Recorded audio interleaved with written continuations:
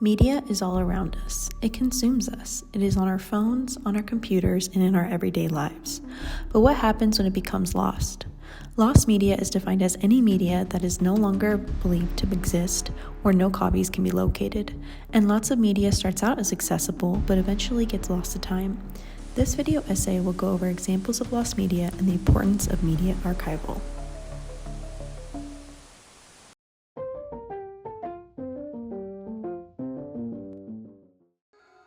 Before Mickey Mouse had hit the big screen, Disney's first cartoon character was Oswald the Lucky Rabbit. His cartoons were originally distributed by Universal Pictures, and the rights were taken back to Disney in 2006.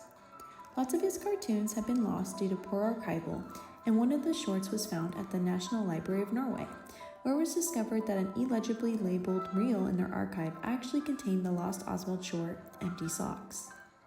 Another thought to be lost short seen here, titled Neck and Neck, was found in Osaka, Japan on a 16mm film strip bought by Yashi Watanabe, who had purchased the film in high school but did not know its significance. It is now being archived at the Kobe Planet Film Archive, one of Japan's largest film archives. Physical media such as these Oswald shorts are prime examples of why the media archival process needs to be taken seriously. Without proper care of these physical works due to their delicate nature and defunct millimeter film, it is harder to preserve these lost works without the right tools. Even though many of Oswald's shorts have been found in unlikely places, many are still partially retrieved and have missing scraps that perhaps have fallen off the editing table and are now long gone. John Jerome Peters describes the Dead Letter Office as the morgue of the mails and the limbo of undeliverable mail. An 1852 article on the Dead Letter Office in Washington, D.C. describes a room in the General Post Office where a body of grave con men deal with their mortuary remains. They sort the letters and consign most to flames after removing their money, jewelry, or other items of value, and every 3 months they were burned. Dead letters underscore the inability of certain sorts of meanings. In this way, private letters are like bodies, objects of immense value that when detached from their proper setting are utterly useless. Like the dead letters, the Oswald shorts are not just another missing film. They are pieces of history.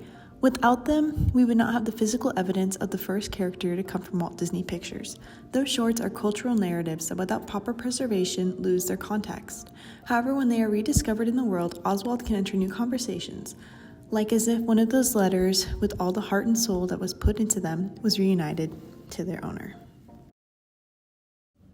Next, I'll be covering music-related lost media.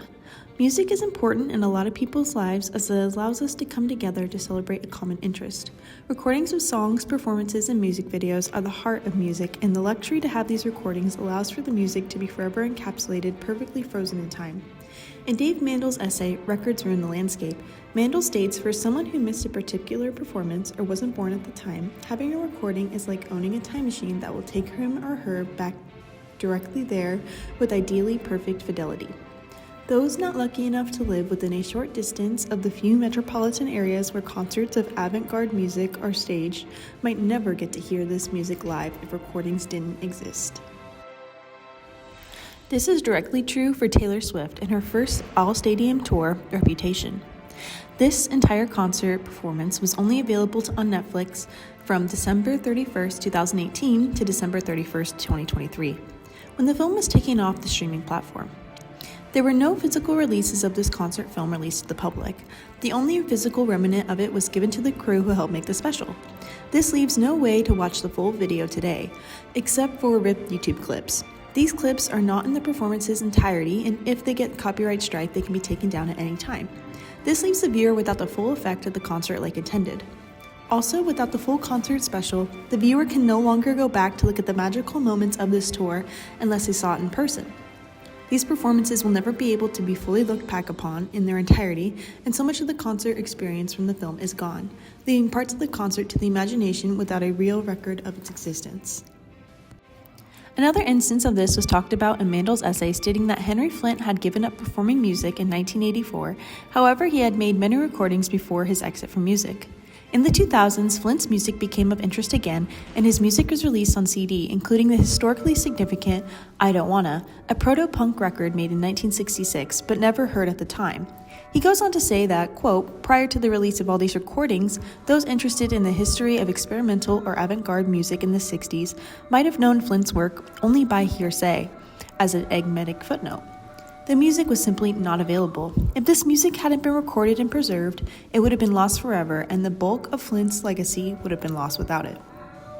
Without these important records, an important influence on experimental and avant-garde music in the 60s would have been missing entirely. Recordings are a way to preserve history and bring generations together. Through these recordings, each generation is allowed space to learn about different genres of music in different time periods. In the same light, without a record of Taylor Swift's Reputation tour, it can fade into obscurity, leaving an important era to be forever gone.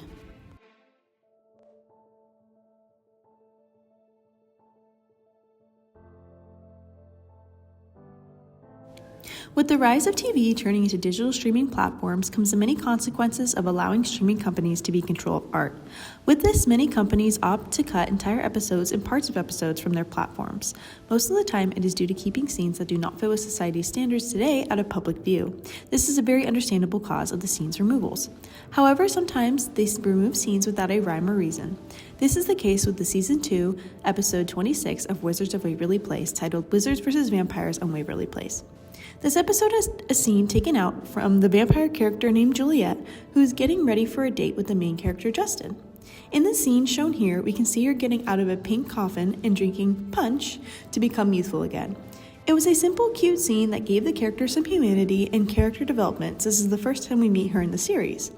This scene aired in the original cut of the episode on Disney Channel in 2009, but when the episode was released onto Disney+, this scene was cut completely without a real reason behind it. The scene now plays out as Juliet and Justin meeting and then instantly cutting to the end of the date. Without this little character development, we lose a vital factor about Juliet as a character. This is not to mention that the efforts went into the scene from the crew who took the time to edit and shoot the scene, unable to ever see their work since the televised network Disney Channel is set to be removed starting in 2025. Without the network airing the scene, there will be no way for the scene to be seen by the public, and the story loses some depth to it unless you have bought a physical copy of a DVD of the series. Nana Thrilstrup demonstrates the importance of this topic through her work making the DA loss. She says that the objective of DA loss is to empirically demonstrate data loss as an integral dynamic of digitization and big data, and to examine the epistemological, ethical, and political questions data loss gives rise to. She combines ethnographic and digital methods, including digital forensics, counter-archiving, and link-rot scoping. DA loss explores mutually interconnected dynamics of data loss, disappearance, destruction, and disposition with a common analytical theoretical framework that fuses insights from STS, informational studies, cultural theory, and critical data of archival studies. Sites like this are here to help spread awareness around the destruction of original art that many creators worked on together. Even though Wizards of Waverly Place is not the only show to have important scenes cut from it, the analysis of these types of destruction through sites like DA Loss is very important when trying to preserve any sort of media. Because while digital media may seem to be a very permanent way of saving media, it instead can be very fragile. Even with the popularity of Wizards of Waverly Place, it can still not escape from the grasp of poor archival processes that lack safeguards in place to keep the original works fully intact. Thrilstrup's work also demonstrates that these losses are part of a bigger trend where corporate priorities overshadow preservation, leading to much more media erasure in the future.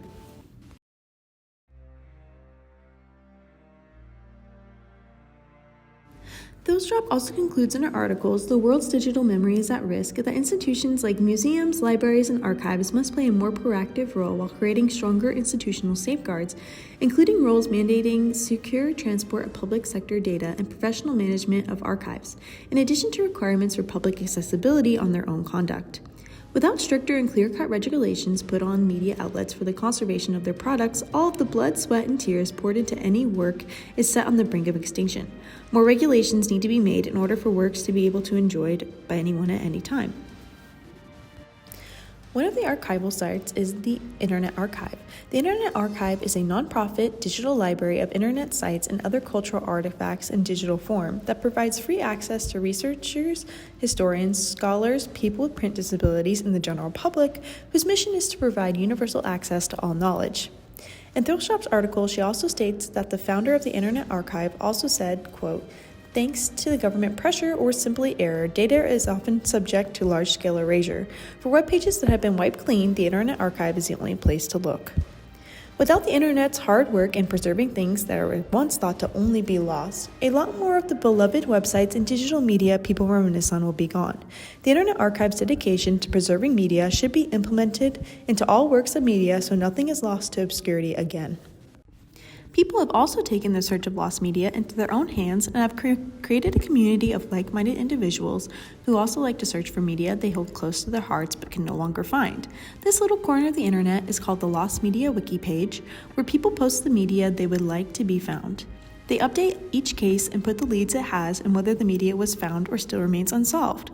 Through this community, a lot of thought to be lost forever media has been found and is now able to be viewed once again.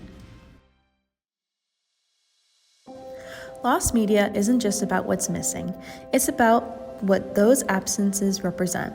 Every piece of media carries stories, memories, and cultural significance, and their preservation ensures that future generations can learn from and appreciate them.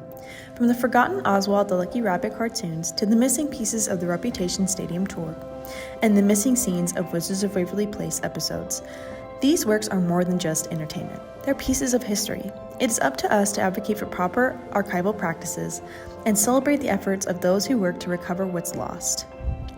Because without preservation, what remains of our cultural legacy could slip away one memory at a time.